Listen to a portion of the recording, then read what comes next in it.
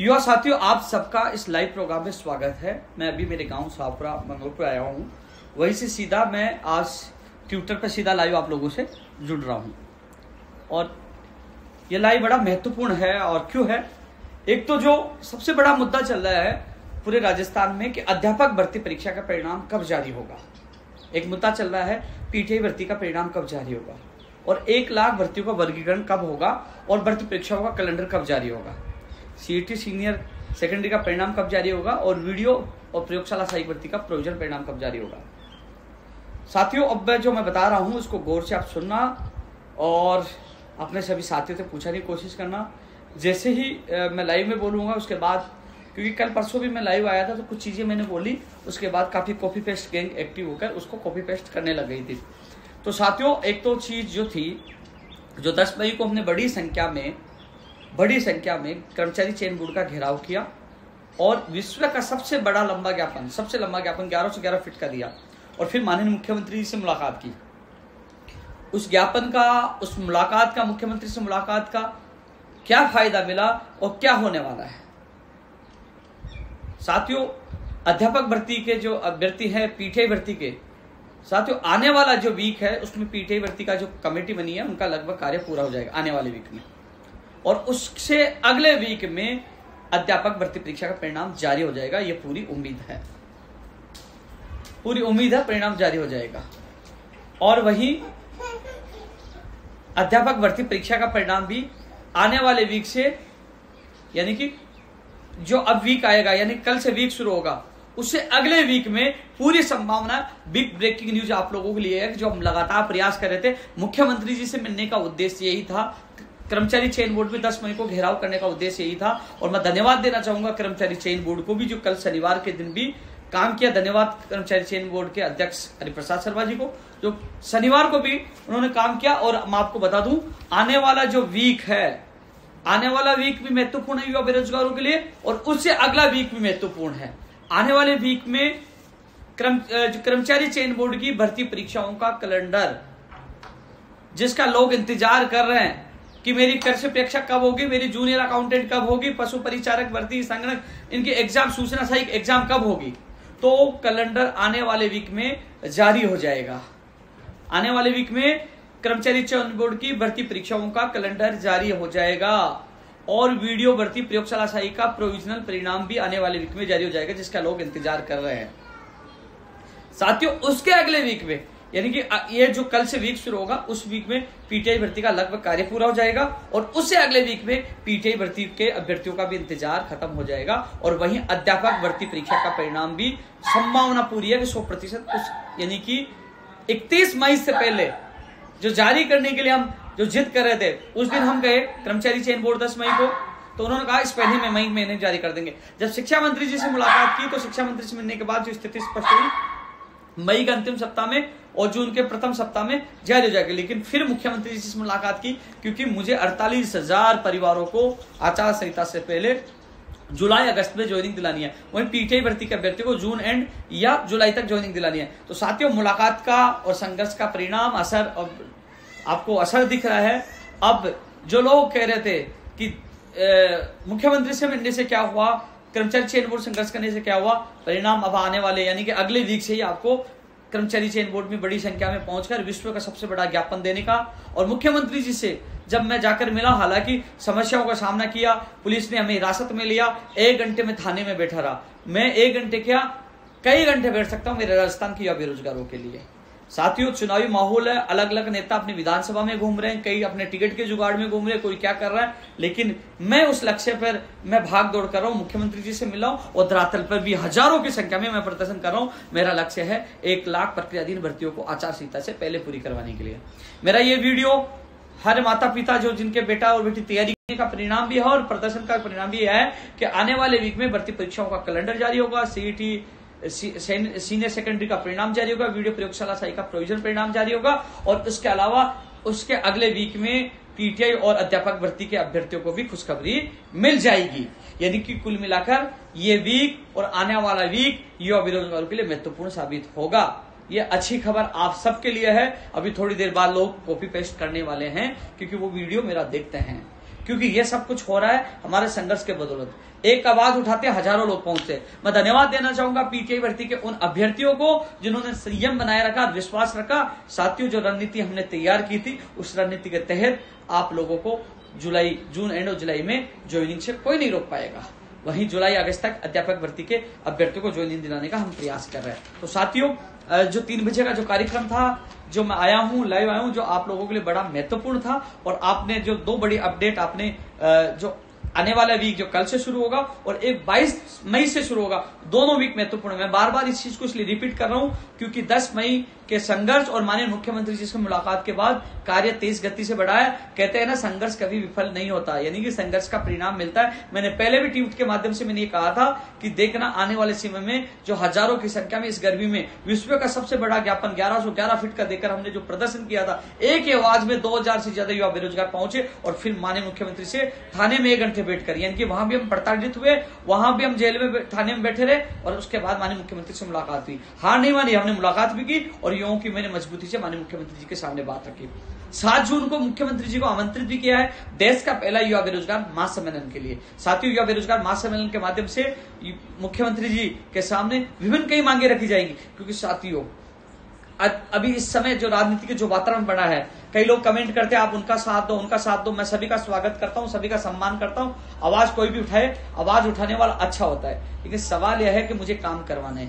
यदि मैं राजनीतिक प्रपंचों में पड़ जाऊंगा तो 1 लाख प्रतिदिन भर्तियां कैसे समय पे पूरी हो पाएंगी, 1 लाख भर्तियों का वर्गीकरण कैसे हो पाएगा? क्योंकि साथियों, चाहे कोई मुलाकात मैं कर रहा हूं, कई लोगों के पेट में दर्द इसलिए हो रहा है कि उपेन्द्र यादव से मुख्यमंत्री जी कैसे मिल लेते, मंत्री कैसे मिल लेते, अधिकारी कैसे सुन लेते हैं। तो साथियों, उसके लिए 11.25 साल मैंने तपस्या की है, से दर्जनों बार जेल गया हूं, लाठियां खाया हूं, मुकदमा खाया हूं, और एक नहीं 4 राज्यों में आंदोलन किए और एक ताकत, एक विश्वास स्थापित किया। तो ये जो मुख्यमंत्री जी मुलाकात करते तो ये आप लोगों की ताकत के बदौलत।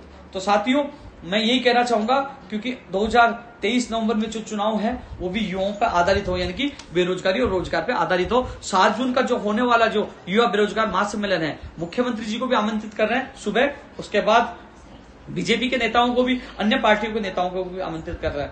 मैं एक दिन, एक समय दूंगा आप सभी को कि इस दिन अपनी अपनी मांगे, यानी कि मुख्यमंत्री और राज्य सरकार के सामने हमने जो मांगे रखनी है वो आप लोग मुझे लिखित में देना। इसके अलावा जब बीजेपी के नेता आएंगे तो केंद्र सरकार की जो मांगे हुई तो बीजेपी के नेताओं के सामने रखेंगे। तो ये बेरोजगार युवा महासम्मेलन का उद्देश्य यही है कि युवा चुनाव से पहले अपनी ताकत दिखाना, अपनी मांगे दोनों सरकारों के पास पहुंचाना, और कुल मिलाकर जो लंबित नई भर्तियां, इसके अलावा आने वाली भर्ती परीक्षाएं जो चाहे चिकित्सा विभाग हो चाहे शिक्षा विभाग हो, वो लिखित माध्यम से हो। फर्जी डिग्री डिप्लोमा के खिलाफ भी कानून बने। तो साथियों, हम सब मिलकर पेपर लीक मुक्त राजस्थान के लिए भी कि राजनीतिक पार्टियों की क्या मंशा है, क्या उद्देश्य है, क्या रोड मैप है, क्योंकि 2023 के चुनाव में युवाओं की बड़ी महत्वपूर्ण भूमिका रहेगी। तो हमारी ताकत दिखाने के साथ साथ अपनी मांग राज्य सरकार और केंद्र सरकार से पूछाने के लिए और अपनी मांगे पूरी करवाने के लिए देश का पहला युवा बेरोजगार महासम्मेलन आयोजित किया जा रहा है। साथियों, मैं अध्यापक भर्ती परीक्षा का परिणाम कब जारी होगा, पीटीए कब होगा, मैं बोल चुका हूं, और भर्ती परीक्षाओं का कैलेंडर कब जारी होगा। हम कोशिश करें आरपीएससी भी अपनी भर्ती परीक्षाओं का कैलेंडर जारी करे। साथियों, जो लगातार हर चीज के लिए मैं चर्चा कर रहा हूं, 17 मई को मुख्य सचिव महोदया 1 लाख भर्तियों को लेकर मीटिंग ले रही है। इससे पहले मैंने बात रख चुका हूं, क्योंकि मुख्य सचिव महोदया जो मीटिंग ले रही है तो उसके बाद तत्काल भर्ती परीक्षाओं का विभाग वाइज वर्गीकरण हो। मुझे लगातार कोई मैसेज करता है कि भैया मेरे एसआई भर्ती आएगी कि नहीं आएगी, राजस्थान पुलिस आएगी कि नहीं आएगी, दंत चिकित्सक आएगी नहीं, पशुधन सहायक है, 3rd ग्रेड है, 2nd ग्रेड है, पीटीआई है, लाइब्रेरी, ये कई भर्तियों अलग अलग विभागों में भर्तियों के लिए पहुंचते हैं। तो कम से कम ये वर्गीकरण होगा तो सबकी स्थिति स्पष्ट हो जाएगी, कौन से विभाग में कितने पदों पर भर्ती आ रही है। तो कम से कम युवा उस हिसाब से तैयारी कर पाए। ये कल जो आने वाली वीक में जो कैलेंडर जारी होगा युवाओं के लिए महत्वपूर्ण होगा। युवा अपने सपनों, यानी कि कैलेंडर के अनुसार अपने सपनों को पूरा करने के लिए तैयारियों में जुट जाएंगे। हालांकि मैंने पहले भी कहा था, जहां तक मैंने पता किया, लाइब्रेरियन 2nd ग्रेड और 3rd ग्रेड की पोस्ट भी आएगी, 1st ग्रेड भी आएगी, 2nd ग्रेड भी आएगी, आरएस भी आएगी, पशु परिचार, ये भर्तियां जो आएंगी यानी कि 1 लाख पदों में। इसके अलावा 21,000 जो पदों का वर्गीकरण वायरल हुआ था वो 1 लाख से अलग था। अब वो कैसे क्या करते हैं, ये 1 लाख में जोड़ते हैं, अलग है, आने वाला समय ही बताएगा। लेकिन मेरा लक्ष्य यही है साथियों, मेरा लक्ष्य यही है। नहीं तो मैं कहीं भी देखो, राजनीति करने में और काम करने में दोनों अंतर है। राजनीति करनी है तो आप किसी के साथ चले जाओ, आपको पॉपुलैरिटी मिलेगी, संख्या मिलेगी, भीड़ मिलेगी, लेकिन लोगों की दुआ और प्यार नहीं मिलेगा। काम करना है, चाहे मैं अमृतसर छापरा गया, मुझे थाने में बिठा दिया, लेकिन मुझे काम करके जवाब देना था। मैं वहां बैठा रहा, लेकिन मुख्यमंत्री जी से मिलकर ही आया और उनके सामने मजबूती से बात रखी, क्योंकि 7 जून को मुख्यमंत्री जी आते हैं तभी बात रखेंगे। और जो 1 लाख प्रक्रिया दिन भर्ती 1 लाख के वर्गीकरण करवाने में बात भी मजबूती से रखी है, और जिसका परिणाम आप देख रहे हो आने वाले समय में कर्मचारी चयन बोर्ड कैलेंडर जारी कर रहा है। 10 मई के आंदोलन की मांग है, आप देखोगे पीटीआई भर्ती का परिणाम जारी कराने की मांग थी, अध्यापक भर्ती परीक्षा का परिणाम जारी कराने की मांग थी, भर्ती परीक्षा का कैलेंडर जारी करने की मांग थी, भर्ती परीक्षाओं का वर्गीकरण की मांग थी। जो अधिकतर मांगे आने वाला वीक और उसके वीक में ये सारी मांगे पूरी हो जाएंगी। साथियों, मैंने पहले भी कहा था, एक चीज अच्छी हो रहा है, 1 जून से जुलाई तक यानी कि 1 महीने की न्यायालय की छुट्टी है। जो अध्यापक भर्ती परीक्षा के हैं, जो अभ्यर्थी हैं, साथियों कई लोग सोचते हैं कि हम कोर्ट में जाकर इन भर्तियों को अटका देंगे, तो प्लानिंग और रणनीति से हम काम कर रहे हैं। जो तमाम युवा है, जो मेरी ताकत है, जो एक आवाज में हजारों लोग कर्मचारी चयन बोर्ड पहुंच गए, सबको मैं धन्यवाद देना चाहूंगा। आप मेरी ताकत है, मेरी पार्टी। आपको कहीं पूछते आपकी पार्टी कौन है, मैंने कहा मेरी पार्टी मेरी युवा है। और मैं ये कह रहा हूं, यदि कांग्रेस सरकार अच्छा काम करती है, यदि माननीय मुख्यमंत्री जी हमारे बेरोजगारों पर तमाम मुकदमे वापस लेते हैं, बजट की घोषणाएं पूरी करते हैं, 1 लाख भर्ती जो घोषणा की उनका वर्गीकरण जारी करते हैं, और प्रत्यादिन भर्तियों का आचार संहिता से पहले पूरी करते हैं, तो मैं खुले में साथ देने के लिए तैयार हूं। मैं कतई नहीं घबराऊंगा कि कई लोग आरोप लगाए कि उपेंद्र यादव मुख्यमंत्री जी के साथ चला गया। नहीं, उपेंद्र यादव उन युवा बेरोजगारों के सपनों के लिए, उनके माता पिताओं के उन सपनों के लिए जो देख रहे हैं, इंतजार कर रहे हैं कि मेरा माता पिता जो बेटा और बेटी को पढ़ा रहे उनके माता पिता कि उनके सपने पूरे कब होंगे। तो साथियों, आज युवा जान चुका, उनके माता पिता जान चुके कि राजस्थान में केवल एक उपेंद्र यादव है जो युवाओं के लिए लड़ रहा है, अन्यथा सब लोग अपने अपने स्वार्थ के लिए लड़ रहे हैं। मैं माननीय सचिन पायलट जी के लिए नहीं कह रहा, इसके अलावा अन्य कई लोगों के लिए मैं कह रहा हूं कि जो लोग अपने अभी युवाओं के नाम विधानसभा में ले रहे थे, कई लोग क्या क्या कह रहे थे, तो मैं उन लोगों के लिए कह रहा हूं। एक डॉक्टर किरोड़लाल मीणा जी ने भी कई बार आवाज उठाई है, बेनीवाल जी ने भी उठाई है, ये कई लोग आवाज उठा रहे हैं, लेकिन यही थोड़ी है। इसके अलावा कितने एमएलए हैं, कितने सांसद हैं, कितने जनप्रतिनिधि हैं। लेकिन जब पेपर लीक हो रहा था, हम जेल जा रहे थे, तब सब लोग मौन थे। लेकिन लगातार हम हर भर्ती के लिए हम प्रयास कर रहे हैं। साथियों, एक चीज और मैं कह रहा था, सीएटी सीनियर सेकेंडरी के परिणाम के बारे में बता दिया। सीएचओ भर्ती के लिए भी मुझे मैसेज कह रहे साथियों, जितनी मदद मुझसे ही मैंने की है, आवाज लगातार उठा रहा हूं। जब मैंने कर्मचारी चयन बोर्ड बुलाया, मुकेश बांगरा जानता है उनके साथ कितने लोग पहुंचे थे। आप लोग एकजुट हो नहीं पा रहे, जितने ट्वीट कर रहे इतने लोग आप एकजुट नहीं हो पा रहे, लेकिन फिर भी मैं आपकी आवाज मजबूती से उठा रहा हूं, आगे भी उठाऊंगा। इसके अलावा साथियों, कॉलेज लाइब्रेरियन और पीटीआई की जो अधिसूचना जारी होगी नियम संशोधन की, उसकी जो फाइल है अनुमोदन के लिए, क्योंकि कैबिनेट से अनुमोदन हो चुका है नियम संशोधन, अब कार्यक्रम अधिसूचना जारी होगी, लेकिन फाइल अभी राज्यपाल महोदय जी के गई हुई है। तो वहां से आने के बाद इसकी अधिसूचना जारी होगी, और कल सुबह 11 बजे मैं राजस्थान बेरोजगार एकीकृत महासंघ कार्यालय पर युवा बेरोजगार से मुलाकात करूंगा। काफी अभ्यर्थी अलग अलग मामलों को लेकर मुझसे मिलना चाह रहे थे, कॉल और मैसेज आ रहे थे। तो जब भी मैं मिलता हूं तो ट्वीट करता हूं, फेसबुक पर डालता हूं, मैंने अपडेट डालती है। कल सुबह 11 बजे मैं राजस्थान बेरोजगार एकीकृत महासंघ आप लोगों से मुलाकात करूंगा। नई कंप्यूटर अनुदेशक भर्ती संस्कृत शिक्षा विभाग में और सामान्य शिक्षा विभाग में, इसके लिए कोशिश कर रहे हैं। संस्कृत शिक्षा विभाग में 3rd ग्रेड के लिए जो लोग इंतजार कर रहे हैं, 3rd ग्रेड की भी आएगी, पीटीआई और लाइब्रेरियन की आएगी। इसके लिए मैं प्रयास कर रहा हूँ। इनकी प्रक्रियाधीन भर्तियों में और 1 लाख जो भर्तियों का वर्गीकरण होना, इनमें ये भर्तियां हैं। साथ संस्कृत विभाग की मैंने बता दिया, 3rd ग्रेड के लिए प्रयास करेंगे। कंप्यूटर अनुदेशक, पीटीआई और लाइब्रेरियन के लिए कनिष्ठ अनुदेशक भर्ती अब जल्द ही कैबिनेट में चल जाएगी। इसके लिए आरएस भर्ती के लिए, बिजली विभाग की भर्ती के लिए मंत्री से मिले थे। अब आने वाले वीक में कोशिश करूंगा भास्कर सावंत जी से मुलाकात करने की। अध्यापक भर्ती में पद बढ़ाने की जो मांग कर रहे थे, संबंध में मैं कल बोल चुका हूं, वीडियो यूट्यूब पे पड़ा है। कल मैंने वीडियो डाला था, क्योंकि मैंने जब मांग उठाई तो उन्होंने नकार दिया, कारण जो बताया, जो मैंने आप लोगों को बता चुका हूं। एलडीसी 2013 के मैसेज आ रहा है, अलग अलग भर्तियों के मैसेज आ रहे हैं। अब मैं ट्विटर पे कोई कमेंट आएगा, उस हिसाब से मैं आप लोगों को जवाब देने की कोशिश करूंगा। साथियों, एक चीज और मैं कहना चाहूंगा, जो लोग यूट्यूब पे, यस मेरे इस लाइव को कई लोग काटकर यूट्यूब पे भी डालेंगे, अधिक से अधिक ट्विटर पर आप सक्रिय होने की कोशिश करिए। हालांकि राजस्थान के लाखों युवा जिस प्रकार एक आवाज में संकट में, जब जेल में डाले, कुछ पे संकट में हमेशा साथ खड़े रहते हैं।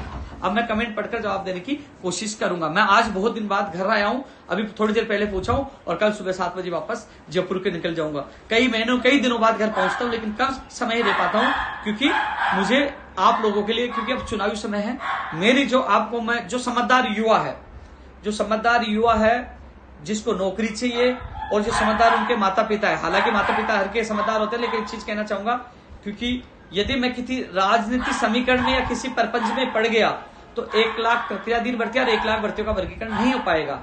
इसलिए मैं सब कुछ भूलकर इन 1 लाख प्रतिदिन भर्तियों को पूरा करवाने के लिए, इन भर्तियों का वर्गीकरण करवाने के लिए मुझे किसी के सामने हाथ जोड़ना पड़े और किसी के सामने जाना पड़े, प्रदर्शन करना पड़े, मिलना पड़े, यदि मुख्यमंत्री जी से 1 बार नहीं 10 बार मिलना पड़े, मैं मिलूंगा। क्योंकि मैं इन 2 लाख परिवारों के भविष्य का जो मैं जानता हूं, उनके सपने मैं जानता हूं। एक परिवार में एक व्यक्ति को नौकरी मिलती है तो उनके परिवार में कितनी खुशी आती है। तो इसलिए मैं उन लोगों के भविष्य के लिए लड़ रहा हूं। हालांकि कई लोग अलग अलग बातें कर रहे हैं, लेकिन उनको बात करने दीजिए, वो स्वतंत्र है। क्योंकि मेरा काम बोलेगा, मैं काम करके जवाब दूंगा। मैं चाहता हूं इन 2 लाख परिवारों का भला हो, जिसके लिए मैं लड़ रहा हूं, जिसके लिए मुझे कितनी बार थाने में बिठाई, कितनी बार जेल में डाले, मैं लड़ता रहूंगा। 7 जून का होने वाला युवा बेरोजगार महासम्मेलन एक देश का पहला ऐतिहासिक महासम्मेलन होगा। युवा बेरोजगार महासम्मेलन वो ऐतिहासिक होगा। उस ऐतिहासिक युवा बेरोजगार महासम्मेलन के माध्यम से आपकी मांग मैं मजबूत करने की कोशिश करूंगा राज्य सरकार और केंद्र सरकार के सामने। ये युवा बेरोजगार महासम्मेलन, आपको बता दूं, ये राजनीतिक कोई सम्मेलन नहीं है, ये नॉन पॉलिटिकल सम्मेलन है। इसके माध्यम से युवाओं की ताकत का एहसास कराना, युवाओं की पीड़ाओं को सरकार तक पहुंचाना, युवाओं की मांगों को पहुंचाना। आप सब भी जो जयपुर त्रिवेणी नगर में स्थित सामुदायिक भवन है जेडी का, उसकी परमिशन हमने ले ली है, कानूनी प्रक्रिया सारी पूरी कर दी है। आप लोगों का नारा होना चाहिए 7 जून को हमें जयपुर अधिक से अधिक संख्या में पूछकर हमारा जो उद्देश्य है उसको सफल करवाना है और तमाम भर्ती परीक्षाओं को पूरी करवाना है। साथियों, मैं कमेंट पढ़कर जवाब देने की कोशिश करूंगा। कमेंट आप करना, आप शुरू कर सकते हो कमेंट। बिल्कुल, ये कह रहे हैं LSA पशुधन सहायक भर्ती के लिए कह रहे हैं। साथियों, मैं कोशिश कर रहा हूं आपकी भर्ती का 1 लाख भर्तियों में वर्गीकरण में ना हो। CET वालों का अगले वीक में जारी हो जाएगा, सीनियर सेकेंडरी का 100%। आइए कि सितंबर में बता रहे भैया, पहले जुलाई में प्रस्तावित थी सूचना सहायक भर्ती की परीक्षा, पहले जुलाई में प्रस्तावित थी, लेकिन अब सितंबर में जा चुकी है, यानी सितंबर में प्रस्तावित बता रहे हैं।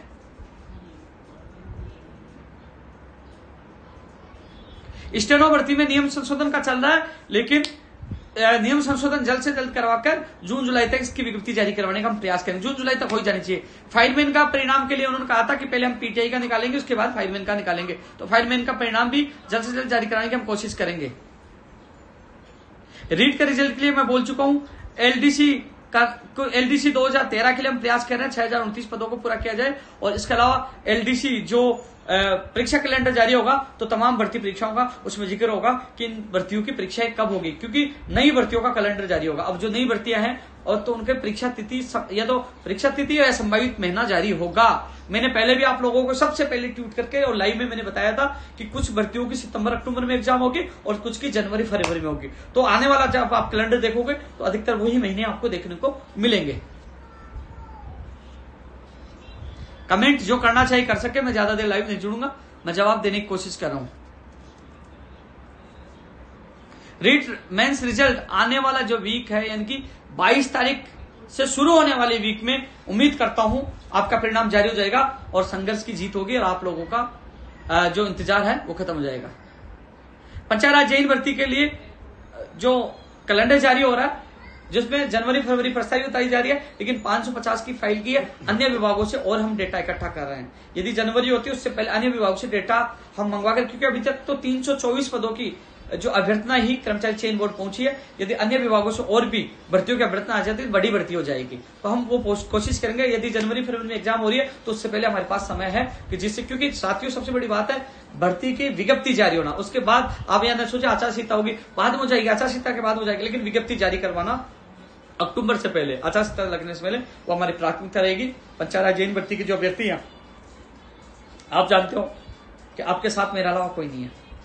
यानी कि जब मुख्यमंत्री से मिलने गया उससे पहले अखिल अरोड़ा जी से मुख्यमंत्री प्रमुख सचिव कुलदीप राका जी ने मीटिंग करवाई थी। उन्होंने कहा 550 पदों की मैंने स्वीकृति दे दी और अन्य विभागों में जितने रिक्त पद हैं उनकी सूचना आप मुझे दे। तो सोमवार तक हम वो डेटा भी उनको देकर आएंगे। मैं सोमवार को एक बार फिर मिल के आता हूँ, मैं जाऊंगा साथ और उनको डेटा देकर कहेंगे साहब ये डेटा है और इनको कमांड करके बड़े पदों पर ये भर्ती निकाली। और नेक्स्ट किसी का कोई कमेंट? मैं यूट्यूब पे लगातार लाइव आता हूं, कभी फेसबुक पे आता हूं, लेकिन ट्विटर पर इसलिए आ रहा था क्योंकि लोग ट्विटर पर ज्यादा एक्टिव रहते हैं। सेकंड ग्रेड भर्ती परीक्षा पेपर लीक को लेकर एक कमेंट आता है कि कुछ तो कह रहे हैं रद्द कराओ, कुछ कह रहे हैं आंसर की और परिणाम जारी कराओ। लेकिन जो रद्द कराने वाले हैं, जो मैं इनको बता दूं, 28 दिसंबर को जब हम शहीद स्मारक इकट्ठे हो रहे थे तब कहां गायब हो गए थे आप लोग। और जब मैं RPSC के बाद 7 फरवरी को आंदोलन कर रहा, जब हम परमिशन लेते हैं आंदोलन करते तब क्यों नहीं आते हो? कम से कम सोशल मीडिया पे नहीं, धरातल पर संघर्ष करना पड़ता है हर चीज के लिए। और फिर कहते हो कि आप आवाज नहीं उठाते हो, क्योंकि साथियों एक ही भर्ती नहीं है, यहाँ दर्जनों भर्तियां, लाखों बेरोजगार है। जब वो साथ नहीं देता, आगे बढ़कर मैं और भर्तियों के लिए निकल पड़ता हूं, क्योंकि और भी युवा बेरोजगारों के सपने, उनके माता पिताओं के सपने, उनको पूरा कराने के लिए मैं लड़ता रहता हूं। लेकिन एक चीज और मैं बता दूं, कई लोग ये देख रहे हैं, क्योंकि आने वाला जो 2024 में आपको इस चीज का एहसास होगा, क्योंकि मैंने ऐलान कर दिया है कि भागीदारी संस्था के माध्यम से मैं गरीब किसान, जो छोटे छोटे अनाथ बच्चों के लिए, और जो गरीब किसान की जो बेटियां जिनकी शादियां नहीं होंगी, उनके लिए हम लोग भागीदारी संस्था के लिए काम करेंगे। इनकी राजस्थान बेरोजगार एकीकृत महासंघ से मैं बिल्कुल अलग हो जाऊंगा, इनकी इस्तीफा दे दूंगा। लेकिन उससे पहले 2023 के चुनाव तक इन मुद्दों को लेकर मेरा मिशन, मेरा लक्ष्य रहेगा 1 लाख प्रतिदिन भर्तियों को तत्काल पूरी करवाना, 1 लाख भर्तियों का वर्गीकरण करके उनकी विज्ञप्तियां, परीक्षा तिथि का कैलेंडर जारी करवाना, और चुनाव बेरोजगारी और रोजगार के मुद्दे पर हो। सीना ठोकर अब हम लोग यहाँ इस बार जो राजनीतिक पार्टियों के सामने अपनी ताकत दिखाएंगे और कहेंगे कि जीत की चाबी युवाओं के पास है। यदि आप हमारी मांगे पूरी करोगे, पेपर लीक मुक्त राजस्थान करोगे, युवाओं के सपनों को पूरा करें, उसके साथ जाएंगे। तो इसलिए साथियों, मैं चुनाव तक, यानी कि राजस्थान में युवाओं का महत्व स्थापित करने के लिए, बेरोजगारी पर मुद्दा बनाने के लिए, और 1 लाख प्रतिदिन भर्तियों को पूरा करवाने, 1 लाख भर्तियों का विज्ञप्ति और कैलेंडर जारी करवाने के लिए मैं तब तक आपके साथ हूं।